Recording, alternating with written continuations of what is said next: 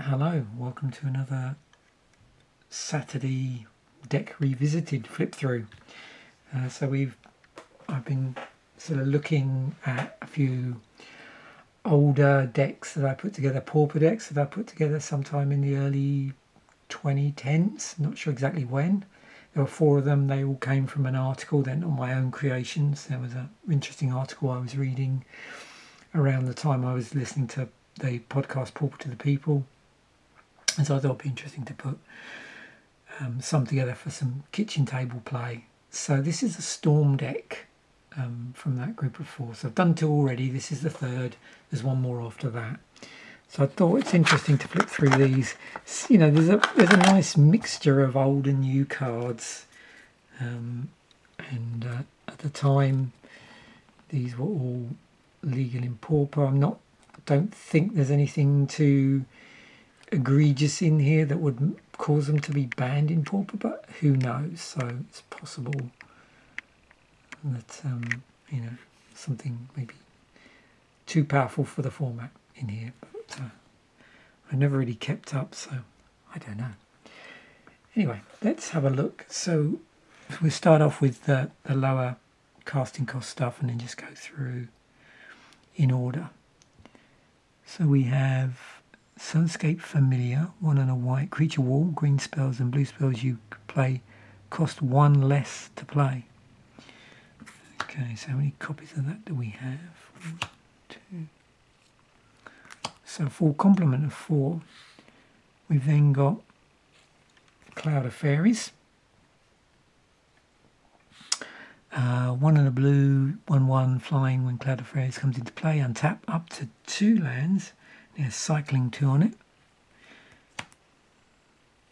Oops, 4 of those.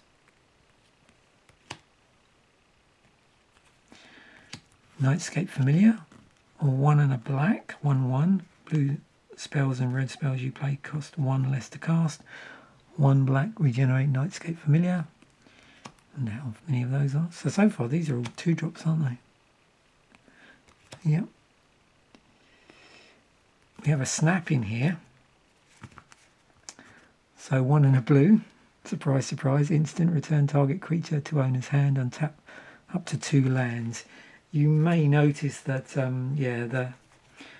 these cards, some of them are from that sort of quite powerful period in Magic. And we have 4 snaps. Seagate Oracle. This is a 3-drop. 2 and a blue, 1/3. When it enters the battlefield, look at the top 2 cards of your library. Put 1 of them into your hand and the other on the bottom of your library. Just 2 of those. Frantic Search. 2 and a blue. Draw 2 cards, then choose and discard 2 cards. Untap up to 3 lands. Wow. And 4 of those. Compulsive Research, 2 and a blue, sorcery, target player draws 3 cards, then that player discards 2 cards unless he or she discards a land card.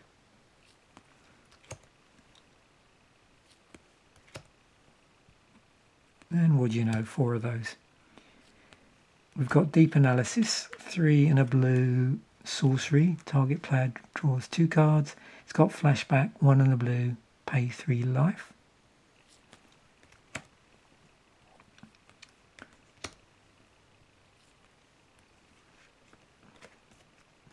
How many was that? Actually, I lost count there.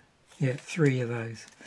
Okay, 4C, 3 and a blue, sorcery, with scry 4, then draw 3 cards. And 1 of those, a Mnemonic Wall, 4 and a blue, defender, so 0/4, and when it enters the battlefield you may return target instant or sorcery card from your graveyard to your hand. Just 1 of those. We have a Muldrifter here, 4 and a blue, flying. When Muldrifter enters into play, draw 2 cards, but it's got this evoke on it for 2 and a blue. So sometimes when you're putting decks like this together on a curve, this may be better off being put as a 3-drop if indeed most of the time that's how you're playing it, but you can have it as a creature, as a 5-drop.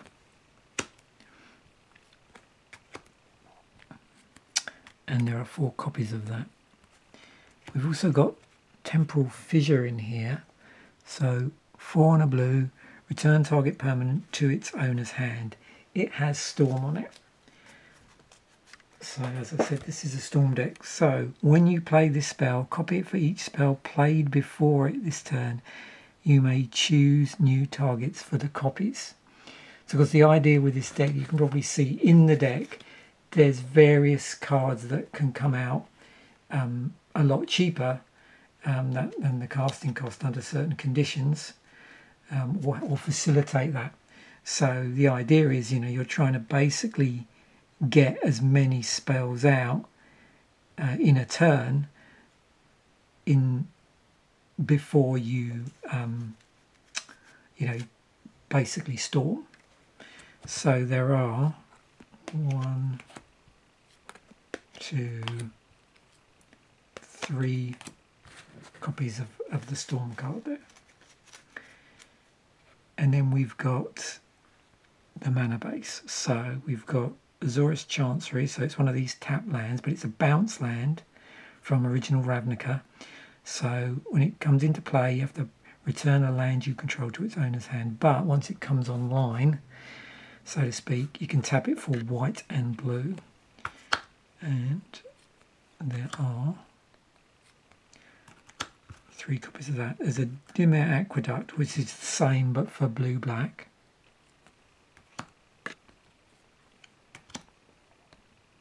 Three copies of that. Evolving Wilds is in here, so you sack it, search your library for a basic land card and put it onto the battlefield tap, then shuffle your library. So we have 3 copies of that. Terramorphic Expanse is in here, same thing, sack it, search your library for a basic land card, then put it onto the battlefield tap, then shuffle your library.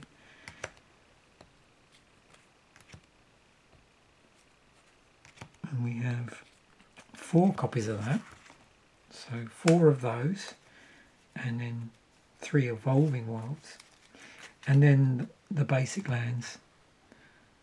So we have some plains, these are from M11, a couple of those.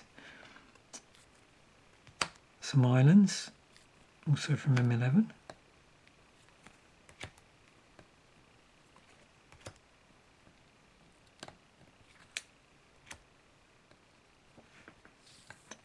That's 6 of those, I think. And a single swamp, also from M11. So there we have it. That was interesting flicking through there, and sort of interesting to see, at that point in time when I put this together with whatever list I used online. Unfortunately, I couldn't find the original article.